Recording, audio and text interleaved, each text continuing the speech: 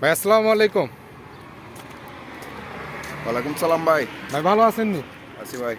তো বিষয়টা হচ্ছে, আপনি তো মোটামুটি সৌদিতে আছেন বেশ কিছুদিন হয়েই গেল। হয়ে গেল। তো আপনার সাথে আমি দুই চারটা বিষয়ে একটু কথা বলার জন্য আজকে আর কি আসলাম।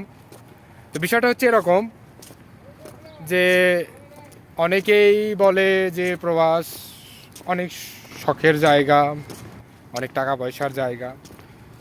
তো যাই হোক, হয়তো দেশে থাকতে অনেকে অনেক রকম ভাবে, আপনিও হয়তো ভাবছেন দেশে থাকতে হয়তো এই কারণে যাচ্ছেন। তো সর্বোপরি বিষয়টা হচ্ছে কি, আপনার এই প্রবাসে আসার পরে আপনি কি কষ্টটা অনুভব করছেন? প্রবাস আসলে শখের জায়গা, প্রবাস আসলে আনন্দের জায়গা, এটা ঠিক আছে। কিন্তু মূল বিষয় হচ্ছে যে আপনার প্রবাসে থাকতে হলে তো আপনার থেকে ডিউটি করতেই হবে। হ্যাঁ, এখানে তো আপনার আলাতুল 10-12 ঘন্টা ডিউটি আছে প্রতিটা কোম্পানিতে 10-12 ঘন্টা ডিউটি আছে। এটা আপনার মানতে হবে। হ্যাঁ, সবাই আসা আসলে টাকা আয় করার জন্য। হ্যাঁ, এখানে আসার পর আপনার নিজের কাজ নিজেই করতে হবে। ঘরে থাকা অবস্থায় কেউ ব্যাচেলার থাকা অবস্থা হয়তো মার হাতে রান্না, মার হাতে কাপড় ধোয়া, হ্যাঁ, শৌখিনতা করে চলছিল। এখানে আসার পর আপনার হয়তো 2-4-10 জন ম্যাচে থাকলে আপনার ডেট একদিন পড়তে পারে, দুদিন পড়তে পারে সপ্তাহে। হ্যাঁ, অন্যজনের অন্য দিন পড়তে পারে। কিন্তু আপনি যদি সেই ডেটে রান্না না করেন তাহলে অন্যজনদের কথা শুনবেন। আপনার কাছে আপনার করতে হবে, আপনার কাপড় আপনার ধুতে হবে, আপনার বিছানা আপনার করতে হবে ডিউটির পরে যাইয়া। হ্যাঁ, এটা স্বাভাবিক। হ্যাঁ, যেমন আনন্দ আছে তেমন কষ্ট আছে। কষ্টটা অন্যদিকে আরেকটু বলি, সেটা হচ্ছে যে আসলে পরিবার পরিজন পেলাই এখানে বিদেশে থাকা অনেক কষ্টের বিষয় রে ভাই।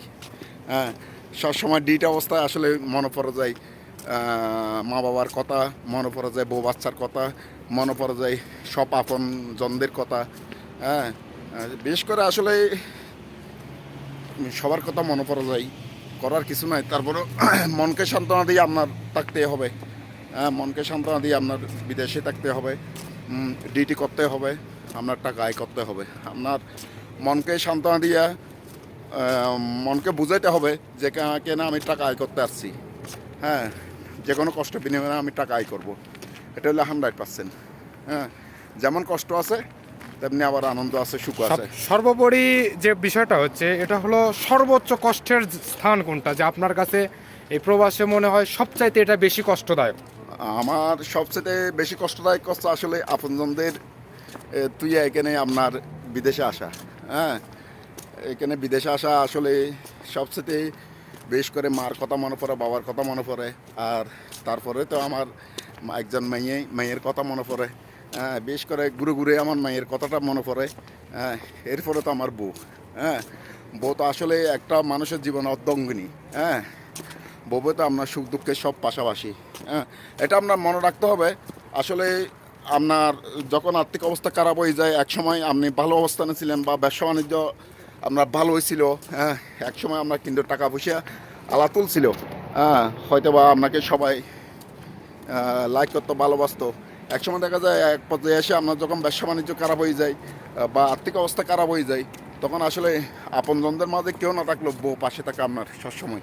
হ্যাঁ, বউ হচ্ছে আসলেই স্বামীর সবসময় সুখ দুঃখের বাগি।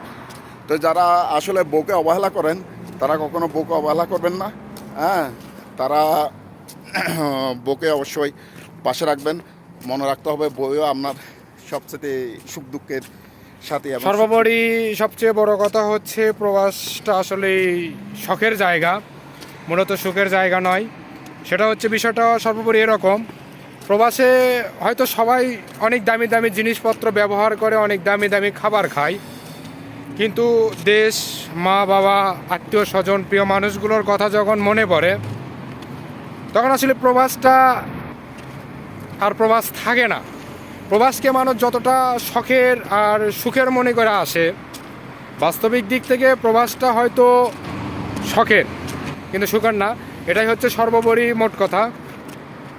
তো যাই হোক, দেশও যাই হোক, সর্বোপরি দেশ ও দেশের মানুষ, আমরা দেশে থাকতে অনেকেই ভাবি প্রবাসটা অনেক আনন্দের জায়গা, অনেক টাকা পয়সার জায়গা। হ্যাঁ, প্রবাসটা টাকা পয়সার জায়গা, এটুকু ঠিক আছে।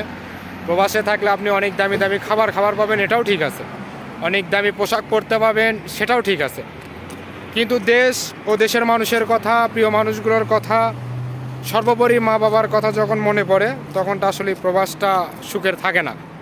তো যাই হোক, সর্বোপরি আপনারা যারা দেশে আছেন অবশ্যই দেশের মানুষ আমাদের জন্য দোয়া করবেন, যাতে সর্বোপরি আমরা দেশে থেকে একটু ভালোভাবে চলতে পারি, ভালোভাবে ইনকাম করতে পারি, আবারও যাতে প্রিয় মানুষগুলোর কাছে ফিরে যেতে পারি, এবং প্রিয়জনদের কাছে হাসি ফুটাতে পারি। হ্যাঁ, এই আশাবাদ ব্যক্ত করে আজকের মতো বিদায় নিচ্ছি। আমি ফিরোজ আহমেদ সোহাগ। আপনারা সবাই ভালো থাকেন, সুস্থ থাকেন। আবারও দেখা হবে নতুন কোনো ভিডিও নিয়ে আপনাদের সাথে। আল্লাহ হাফেজ।